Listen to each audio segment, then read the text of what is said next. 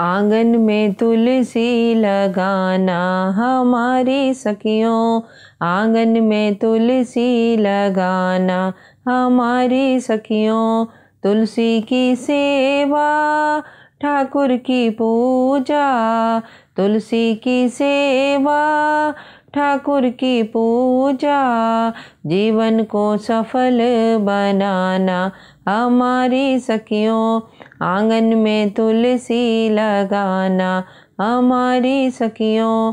सुबह सवेरे तुलसी को नहलाना, सुबह सवेरे तुलसी को नहलाना। केसर का तिलक लगाना हमारी सखियों, केसर का तिलक लगाना हमारी सखियों। आंगन में तुलसी लगाना हमारी सखियों। लाल चोला तुलसी को पहनाना, लाल चोला तुलसी को पहनाना। लाल चुनरिया ओढ़ाना हमारी सखियों, लाल चुनरिया ओढ़ाना हमारी सखियों। आंगन में तुलसी लगाना हमारी सखियों। कार्तिक महीना है बड़ा पावन, कार्तिक महीना है बड़ा पावन। चरणों में दीप जलाना हमारी सखियों, चरणों में दीप जलाना हमारी सखियों। आंगन में तुलसी लगाना हमारी सखियों। तुलसी को ब्याहने ठाकुर जी आए, तुलसी को ब्याहने ठाकुर जी आए। ठाकुर के दर्शन पाना हमारी सखियों, ठाकुर के दर्शन पाना हमारी सखियों। आंगन में तुलसी लगाना हमारी सखियों, आंगन में तुलसी लगाना हमारी सखियों। तुलसी पे दीप जलाना हमारी सखियों, तुलसी को चूनर ओढ़ाना हमारी सखियों। तुलसी को तिलक लगाना हमारी सखियों। आंगन में तुलसी लगाना हमारी सखियों। कार्तिक मास महात्म्य में अब तक आपने सुना कि भगवान विष्णु और जलंधर का युद्ध आरंभ हो गया। अब सुनिए इससे आगे क्या हुआ। दोनों ओर से गदाओं, बाणों तथा शूलों आदि का भीषण प्रहार हुआ। देवता इधर उधर भागने लगे। उनको भयभीत देखकर भगवान विष्णु ने अपना सारंग नामक धनुष की टंकार करी, हजारों दैत्यों के सिरों को काट गिराया। जलंधर अपने पहने बाण इन पर बरसाने लगा। विष्णु जी का धनुष काट दिया। भगवान ने गदा प्रहार किया परंतु कुछ भी नहीं हुआ। फिर विष्णु जी ने शिव जी का ध्यान करके नंदन त्रिशूल से जलंधर के अग्निमुख त्रिशूल को छेद दिया। युद्ध निरंतर चलता रहा। तब सर्वश्रेष्ठ मायावी भगवान मेघवाणी में बोले, हे दैत्य श्रेष्ठ, तू धन्य है जो इन आयुधों से भी भयभीत नहीं हुआ। मैं बहुत प्रसन्न हूँ, मनचाहा वर मांग ले। जलंधर बोला, यदि आप मुझ पर प्रसन्न हैं तो अपने सारे कुटुंबियों सहित मेरे घर पर निवास करें। नारद जी बोले, उसके ऐसे वचन सुनकर विष्णु जी को खेद तो हुआ, पर तथास्तु कहकर लक्ष्मी व सभी बांधवों सहित जलंधरपुर में जाकर निवास करने लगे। यह देखकर देवता क्षुब्ध होकर शिव जी का स्मरण करने लगे। शिव जी ने नारद जी को बुलाकर देव कार्य की इच्छा से उनको वहाँ भेजा। सभी देवता उनसे दुखों को नष्ट करने की प्रार्थना करने लगे। नारद जी ने कहा, मैं दैत्यराज जलंधर के पास जा रहा हूँ। उनको देखकर जलंधर ने उनके चरणों में प्रणाम किया। पूछा कि आप कहाँ से आ रहे हैं, यहाँ कैसे आए, मेरे योग्य कोई सेवा हो तो बताइए। नारद जी ने कहा, तुम महाबुद्धिमान हो, बलशाली हो। मैं स्वेच्छा से कैलाश पर्वत गया था, वहाँ का वैभव देखा। पार्वती के साथ स्थित शंकर जी को भी देखा, जो सर्वांग सुंदर, गौरवर्ण, त्रिनेत्र और मस्तक पर चंद्रमा धारण किए हुए हैं। मुझे लगा कि इनसे अधिक समृद्धशाली तो त्रिलोकी में कोई है नहीं। फिर मुझे तुम्हारी समृद्धि का स्मरण हो आया, उसे ही देखने में यहाँ आ गया। जलंधर बड़ा खुश हुआ। उसने अपना वैभव व समृद्धि नारद जी को दिखाई। नारद जी ने उसकी बड़ी प्रशंसा करी। कहा कि निश्चय ही तुम त्रिलोकपति बनने की योग्य हो। तुम्हारे पास सभी रत्न हैं पर सर्वश्रेष्ठ रत्न नहीं है। तुम स्त्री रत्न को ग्रहण करो। उसके नारद जी ने पूछा कि ऐसी स्त्री कहाँ मिलेगी। नारद जी बोले, ऐसा रत्न तो कैलाश पर्वत पर योगी शंकर जी के पास है। उस स्त्री की उपमा तीनों लोकों में नहीं है। राजा पृथु ने नारद जी से पूछा, हे मुनिश्रेष्ठ तथा दैत्यराज ने तब क्या किया, कृपया विस्तार से बताएं। नारद जी बोले, मेरे जाने के बाद जलंधर ने अपने राहु नामक दूत को बुलाया और आज्ञा दी कि कैलाश पर एक सर्वांग सुंदरी स्त्री है, उसको मेरे लिए मांग लाओ। दूत कैलाश पर्वत पे पहुंचे तो नंदी ने उसको भीतर जाने से रोक दिया। फिर भी वो बलपूर्वक भीतर चला ही गया। उसने अपने दैत्यराज का संदेश कह सुनाया।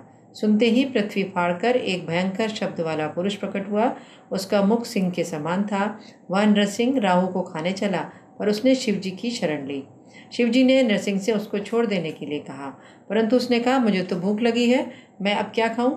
महेश्वर बोले, यदि तुमको भूख लगी है तो शीघ्र ही अपने हाथ और पैरों का मांस भक्षण कर लो। उसने वैसा ही किया। उसका सिर मात्र ही शेष रह गया। शिवजी ने प्रसन्न होकर उसको अपना परम प्रिय गण बना लिया। वह शिवजी के द्वार पर स्वकीर्ति मुख नामक गण होकर रहने लगा। जलंधर को बड़ा क्रोध आया और उसने अपने शुंभ निशुंभ और कालनेमी दैत्यों को शिव गणों से युद्ध करने के लिए भेजा। शिवजी के गण प्रबल थे, उन्होंने दैत्यों को परास्त कर दिया।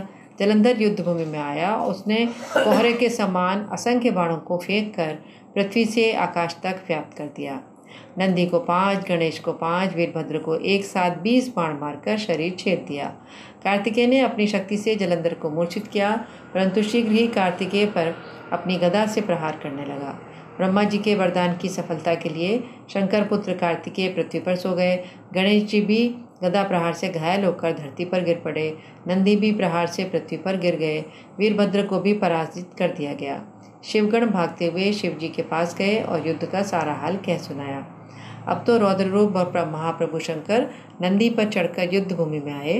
दैत्य भागने लगे तो जलंधर हजारों बाण छोड़ता हुआ शंकर की तरफ दौड़ा। शंकर जी ने जलंधर के सभी बाणों को काट डाला। किसी को फरसे से मारा, किसी को सिर काट दिया। घसमर भी मारा गया। शिवगण चिशी ने प्रचंड दैत्य का सिर काट दिया। किसी को शिवजी के बैल ने मारा तो किसी को उनके बाणों ने। जलंधर ने शिवजी को ललकारा और 70 बाण मारकर शिवजी को दग्ध कर दिया।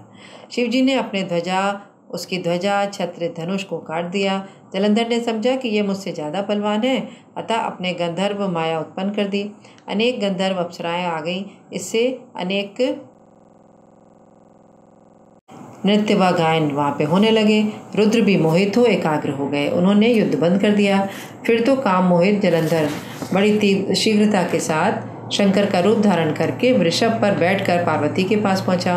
पार्वती ने अपने पति को आते देखा तो अपनी सखियों का साथ छोड़ दिया और आगे बढ़ी। उनको देखकर कामातुर जलंधर का वीर्यपात हो गया। पार्वती जी अंतर्ध्यान हो गईं। विष्णु जी को बुलाया और कहा कि आप इससे अवगत हैं।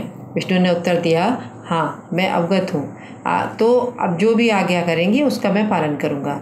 जगत माता ने विष्णु जी से बोला कि उस दैत्य ने जो मार्ग खोला है उसका अनुसरण उचित है। अब मैं तुमको आज्ञा देती हूँ कि उसकी पत्नी का पतिव्रत भ्रष्ट करो, वह दैत्य तभी मरेगा। विष्णु जी ने आज्ञा स्वीकार करी और जलंधर के नगर की ओर चल दिए। नारद जी ने कहा कि विष्णु जी ने जलंधर की पतिव्रता पत्नी वृंदा को रात में स्वप्न दिया। वृंदा ने देखा कि उसका पति निर्वस्त्र होकर सिर पर तेल लगाए भैंसे पे चढ़ा है और काले फूलों की माला पहने हुए है।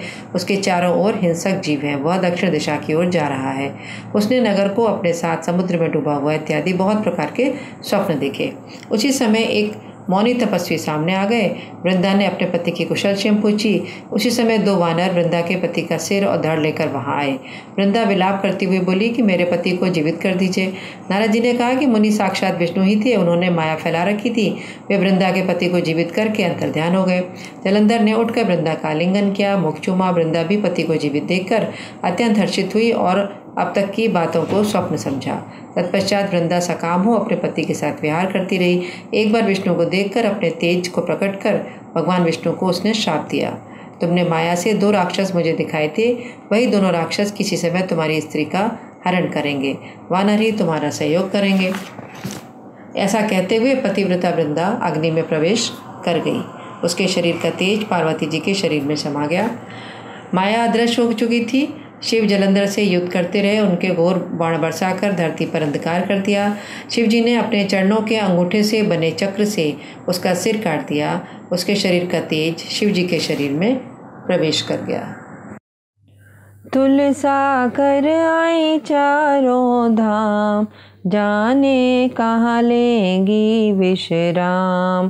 तुलसा कर आई चारों धाम, जाने कहाँ लेंगी विश्राम। पहला विश्राम उन्होंने हरिद्वार में पाया, पहला विश्राम उन्होंने हरिद्वार में पाया। वहाँ पे कृष्ण करे स्नान, तुलसा नहीं लेंगी विश्राम। वहाँ पे कृष्ण करे स्नान, तुलसा नहीं लेंगी विश्राम। तुलसा कर आई चारों धाम, जाने कहाँ लेंगी विश्राम। दूजा विश्राम उन्होंने गोवर्धन में पाया, दूजा विश्राम उन्होंने गोवर्धन में पाया। वहाँ पर कृष्ण गिरवर उठाए, तुलसा नहीं लेंगी विश्राम। वहाँ पे कृष्ण गिरवर उठाए, तुलसा नहीं लेंगी विश्राम। तुलसा कर आई चारों धाम, तुलसा नहीं लेंगी विश्राम। तीसरा विश्राम उन्होंने वंशीवट में पाया, तीसरा विश्राम उन्होंने वंशीवट में पाया। वहाँ पे कृष्ण बंसी बजाए, तुलसा नहीं लेंगी विश्राम। वहाँ पे कृष्ण मुरली बजाए, तुलसा नहीं लेंगी विश्राम। तुलसा कर आई चारों धाम, जाने कहाँ लेंगी विश्राम। चौथा विश्राम उन्होंने मधुवन में पाया, चौथा विश्राम उन्होंने मधुवन में पाया। वहाँ पे कृष्ण रास रचाए, तुलसा नहीं लेंगी विश्राम। वहाँ पे कृष्ण रास रचाए, तुलसा नहीं लेंगी विश्राम। तुलसा कर आई चारों धाम, जाने कहाँ लेंगी विश्राम। पूरा विश्राम उन्होंने वृंदावन में पाया, पूरा विश्राम उन्होंने वृंदावन में पाया। वहाँ पे मिल गए शालीग्राम, तुलसा वहीं लेंगी विश्राम। वहाँ पे मिल गए शालीग्राम, तुलसा वहीं लेंगी विश्राम। तुलसा कर आई चारों धाम, जाने कहाँ लेंगी विश्राम। तुलसा कर आई चारों धाम, जाने कहाँ लेंगी विश्राम।